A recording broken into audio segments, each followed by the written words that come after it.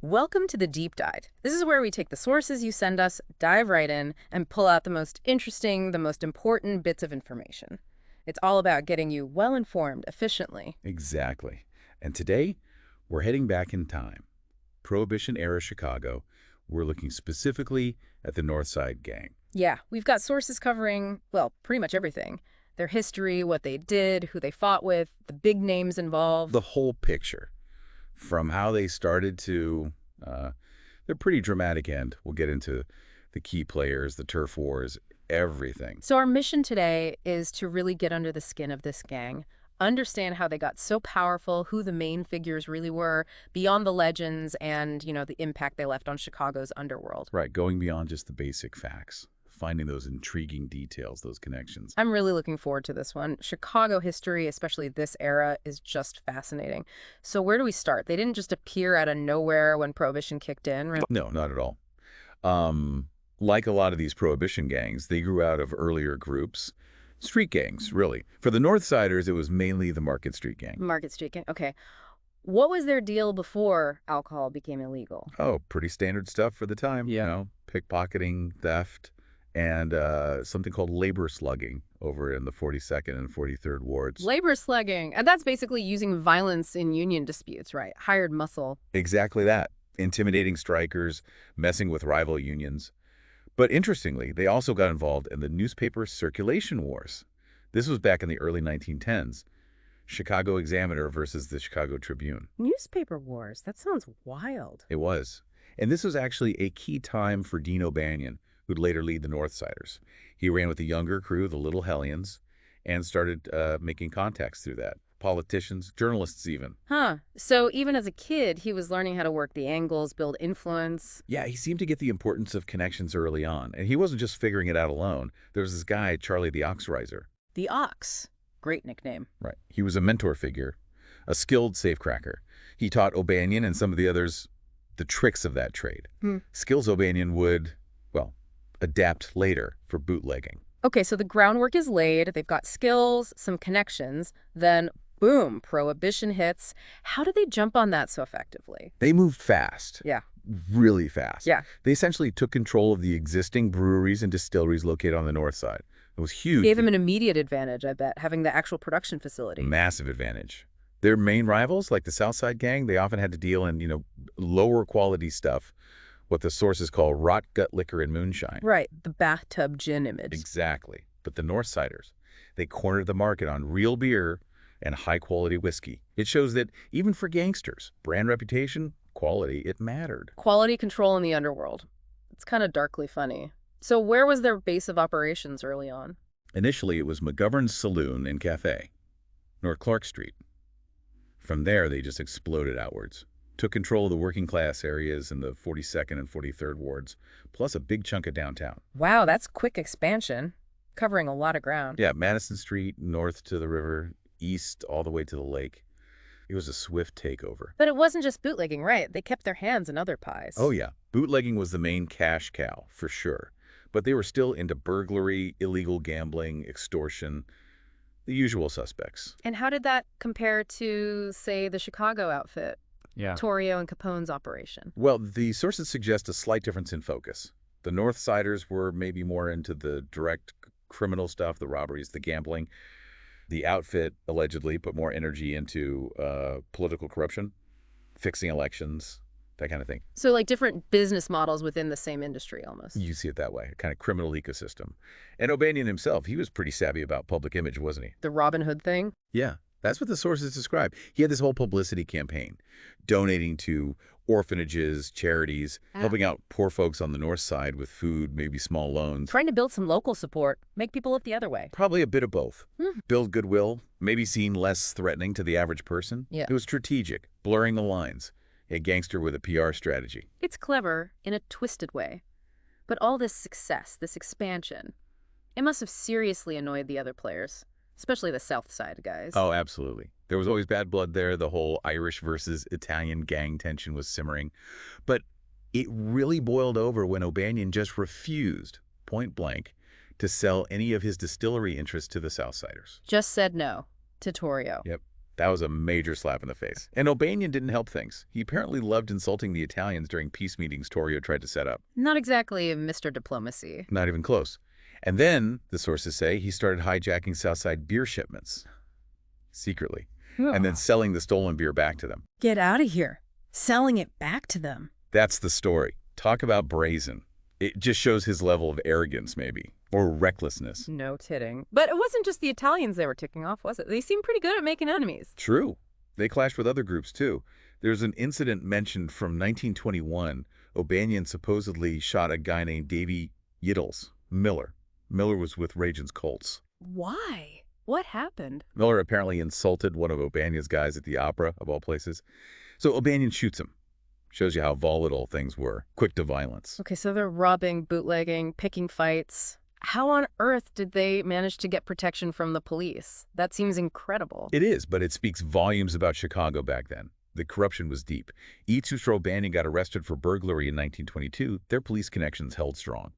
So how did that work? Payoffs? Favors? All of the above, probably. There was this famous dinner O'Banion threw called the Belshazzar Feast. Catchy name. Who was there? Politicians, high-ranking cops, Chief Detective Michael Hughes, Police Lieutenant Charles Evans, big names. Democrats, Republicans. It was basically O'Banion showing off his connections. Right. Flaunting it. Just rubbing elbows with the law they were breaking. Did anyone try to stop this? Well, eventually a reform mayor, William Dever, started an investigation. But these connections were, really entrenched. And then came this Sibley distillery robbery in 24. That was even more blatant. Oh, right. The one where the cops basically drove the getaway car. Pretty much. A police lieutenant, Michael Grady, and 4 detective sergeants actually escorted Northsiders while they looted this federally guarded distillery in broad daylight. You're kidding. Yep. They walked away with about $100,000 worth of bonded whiskey. That's a fortune back then. What happened to the cops? They got indicted eventually, but the charges were dropped pretty quickly. Just shows the level of impunity they sometimes had. Unbelievable, really. Like that feast you mentioned, it just shows how deep it went. It's staggering. The lines were just completely gone. So, okay, they've got police protection, they're making money, but that rivalry with the South Side is still there, simmering. It had to explode eventually. It did. There was this attempt at a truce brokered by a guy named Mike Merlot in early 24. Didn't last. The breaking point came over a gambling debt. Money again? Always. O'Banion demanded Angelo Genna pay up about $30,000. But this went against some earlier agreement they had. Torrio actually stepped in, tried to smooth it over, keep the peace. But O'Banion wasn't having it. Seems like he just kept pushing. Maybe he thought he was untouchable with his connections. You have to wonder, was this war just inevitable, given O'Banion's personality? Or could things have gone differently? Hard to imagine O'Banion backing down, from what you're saying. And then came the Sebin Brewery incident. That really sealed his fate, didn't it? Yeah, that was the final nail. O'Banion offered to sell the brewery to Torrio, a valuable asset. But while Torrio was there, checking it out, O'Banion tipped off the cops. Set him up for a raid. Exactly. Torrio gets arrested. That was it. Ah. Torrio apparently gave in to pressure from the Gennas, who hated O'Banion. The decision was made. O'Banion had to go. His constant pushing, the brewery's setup, it left Torrio feeling he had no choice. Which brings us to the flower shop, Schofield's. November 10th, 1924. Just after Mike Merlot died, actually. Frankie Yale, John Scalise, Albert Anselmi, they walk into O'Banion's shop. And gunned him down right there. Brutal. Yep. And that was the real start, the beginning of a 5-year gang war between the Northsiders and Torrio's outfit. No more pretenses. And O'Banion's guys didn't just roll over. Jaime Weiss took charge, right? And they hit back hard. Immediately. Weiss took the reins and wanted revenge. Fast forward to January 25, just a couple of months later, Weiss, Bugs Moran, Vincent Trucci, they tried to take out Al Capone. Capone? Where? Outside a restaurant on the south side. Okay. They riddled his car with bullets. His chauffeur, Sylvester Barton, got wounded. Capone himself, lucky escape, unharmed. Close call. But they weren't done, were they? They went after the big boss next. Torrio. That's right. Later that same month, Weiss, Moran, Trucci again, they ambushed Torrio and his wife, coming back from shopping. He ambushed him. Yeah. Shot him up pretty bad. Mm-hmm. His chauffeur, Robert Barton, was hit too. The story goes Moran was about to finish Torrio off point blank. His gun misfired, jammed or something. Gave Torrio and Barton just enough time before the police showed up. Incredible luck for Torrio. Or bad luck for Moran. Depends how you look at it. Yeah. But that near-death experience, That convinced Vittorio. He was done with Chicago. He served a short sentence for bootlegging from that earlier Sebin brewery raid. The one O'Banion set up? The very one. Then he retired, went back to Italy. Mm. And who did he leave in charge? Al Capone. Al Capone. So the war O'Banion started, Yeah. basically led to Capone taking over the whole South Side operation. A real changing of the guard driven by violence. So now Capone's the boss, and the North Siders, under Vice, turn their attention to the Jenna brothers next, the ones who supposedly pushed Torrio to kill O'Banion. Exactly. They went after the Jennas, systematically. Yeah. Angela Jenna. Killed in a car chase. Mike Jenna. Shot by police after a shootout with North Siders. Drucci personally killed a key Jenna ally, Samuzzo Matuna. Then Antonio Jenna was murdered too. Wiped them out. Pretty much. Though there are rumors Capone might have been involved in Antonio's killing. Either way, the surviving Jennas fled Chicago. The North Siders and Capone basically split up their territory. So after all that violence, O'Banion gone, Torrio gone, the Jennas gone, the North Side gang must have been feeling pretty powerful. You'd think so. Our sources suggest this was probably their peak. They had this governing council after O'Banion died, but Vice was clearly the leader. They'd weakened their main rivals significantly. Did they push their advantage? Oh yeah. They felt bold enough to launch another major attack on Capone. This one's famous. The drive-by in Cicero, with the Tommy guns. That's the one. A whole convoy of North Side cars, Moran apparently leading, drove past Capone's HQ, the Hawthorne Inn. Just sprayed the lobby with Thompson submachine guns. Capone and his bodyguard had to hit the deck downstairs. Just like in the movies. What did Capone do after that? Believe it or not, he called for a truce. He supposedly said all the shooting was turning Chicago into a shooting gallery. Bad for business. A truce. Did it last? Given their track record. What do you think? Nah, it fell apart, predictably. Capone eventually hit back big time. He had Jaime Vice gunned down, along with some of his top guys. Taking out the leader. Who took over then? That left Vincent Drucci and Bugs Moran sharing leadership, and the violence just kept going for months. More shootings, more chaos. Eventually, they tried another peace conference. Another one. What was the pitch this time? Capone again complained about the violence, called Chicago a potentially great business, ruined by the fighting. He suggested they formally divide the city. Like a pie, he said. Each gang gets a slice. Carving up the city. Did they agree?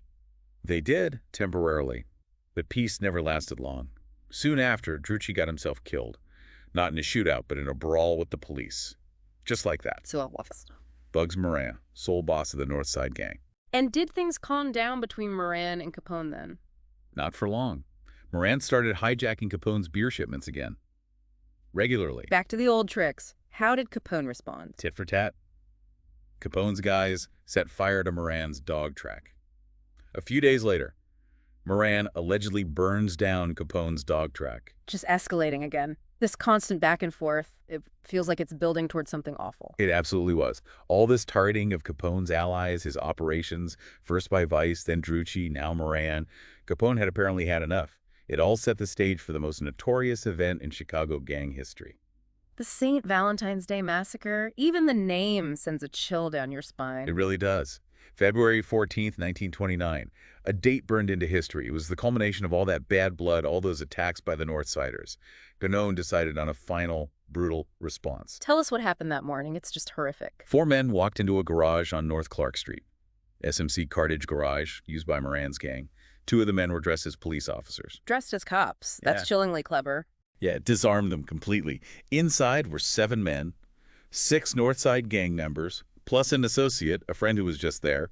The gunmen, the fake cops, and the others lined them up against the wall. Oh, no. And then just opened fire. Machine guns, shotguns, utter carnage. Who were the victims? Do we know their names? We do. James Clark, that was Moran's brother-in-law. Frank and Peter Gusenberg, key enforcers. Adam Heyer, John May, Albert Weinshank, and the friend, Dr. Reinhard Schwimmer. 7 men massacred. But Moran himself wasn't there. By sheer luck, no. He was apparently running late, saw the police car outside, and thought it was a raid, so he kept away. That probably saved his life. Incredible. And one of the victims, Frank Gusenberg, he survived for a little while. He did. Riddled with bullets, something like 14 or more. The police asked him who shot him. His famous reply, "Nobody shot me." He died a few hours later, sticking to the gangster code. Became known as Frank Tight Lips Gusenberg. Wow. Loyalty or maybe fear, right to the end. And the killers. They were never caught, never identified for sure. Never definitively identified or convicted. Everyone suspected Capone's men, maybe guys from the Egan's Raps gang out of St. Louis, possibly working with Capone. But officially, the case remains unsolved, one of gangland's biggest mysteries. So, the massacre. Moran survives, but his gang is decimated. What was the immediate aftermath? It was a devastating blow, obviously. They lost key muscle, experienced guys. It didn't destroy the gang overnight, but it sort of created a stalemate in the war with Capone. Neither side really won. But it must have changed things drastically. Oh, absolutely. The sheer brutality shocked everyone, even in Chicago. It led to huge public outcry and, crucially, serious federal attention. The government decided it had to crack down hard on organized crime. In a way, the massacre hurt Capone, too, by bringing down that federal heat. So, a Pyrrhic victory for Capone, maybe? He crippled Moran but brought the feds down on everyone. Exactly. It fundamentally changed the game in Chicago. The Wild West days were numbered. So, the Northside Gang didn't just evaporate right after the massacre. No, they limped on for a while. They still controlled their turf, the 42nd and 43rd wards. They even fought off a takeover attempt by another gangster, Frank McErlane, in 1930. Still had some fight left in them. Some, but their power was definitely fading through the 1930s. You saw guys getting picked off. Jack Machine Gun McGurn, who many suspected helped plan the massacre, he was killed in 36. And Moran was a prime suspect in that killing. More revenge cycles. And then Prohibition ended in 33. That must have hit them hard financially. Absolutely critical blow. Their main business, bootlegging, just vanished overnight. They tried to focus more on gambling, but they couldn't compete with the bigger, more organized national crime syndicate that was emerging. They lost control of those rackets. So the landscape was changing, the money dried up. And Moran himself was facing legal troubles, becoming more erratic. By 1935, he'd pretty much left the gang, and without him, it just dissolved. The remaining members scattered, joined other outfits, or just faded away. Quite the trajectory. From street thugs to bootlegging kings through a brutal war and then just fizzling out. And looking back, some of the characters involved were really something. Oh, absolutely. Real characters. You had Jack Two Gun Altery, who cultivated this whole Wild West persona, always carried two Colt .45s. Two Gun. Apt name. Then there's John Duffy, grim story there, an enforcer who killed his own wife shortly after they married. O'Banion supposedly ordered him taken for a one-way ride for that. Dark stuff. Who else stands out? Adam Heyer, one of the massacre victims, used a bunch of aliases. John May, also killed in the garage. He was mostly just their mechanic, maybe got dragged into it deeper than he wanted. And Albert Weinshank. Another massacre victim. What about him? There's speculation he might have been mistaken for Moran that day. Similar build, wore similar clothes sometimes. Maybe his resemblance got him killed. We also had Jack Zuda, who flipped from the outfit to the north side, and Sam Musia, another one who died violently in the wars. Each name tells a small story about that chaotic time. They really weren't just abstract figures, were they? Real people caught up in unbelievable violence. So wrapping this up, we've seen the North Side Gang rise with Prohibition, seize an opportunity. Build a powerful, if unstable empire based on booze, gambling, and intimidation. Then engage in this incredibly fierce, bloody rivalry with the Chicago outfit, defined by betrayals and shocking violence, the St. Valentine's Day Massacre being the terrible climax. A climax that ultimately crippled them, yes, but also triggered a much broader crackdown on organized crime itself, leading eventually to their decline as Prohibition ended and the National Syndicate moved in. It's a stark story about power, violence, and how quickly fortunes could change in that world. Absolutely. And that massacre, it really stands as this brutal landmark moment, not just for the gangs, but for how America viewed and dealt with organized crime afterwards. So a final thought for you listening. When you consider this intense, savage competition the North Side Gang lived and died by, what does it really tell us about how organized crime worked back then? About the raw nature of power struggles? And maybe, do you see any echoes of that today? Maybe not Tommy guns in garages, but the same dynamics. Factions fighting for control, alliances shifting, the destructive nature of unchecked ambition. Certainly makes you think. Definitely does. Well, this has been a truly fascinating, if grim, deep dive into the world of the North Side Gang. Thanks for joining me on this exploration. My pleasure. It's a complex and important piece of history. Until next time on The Deep Dive.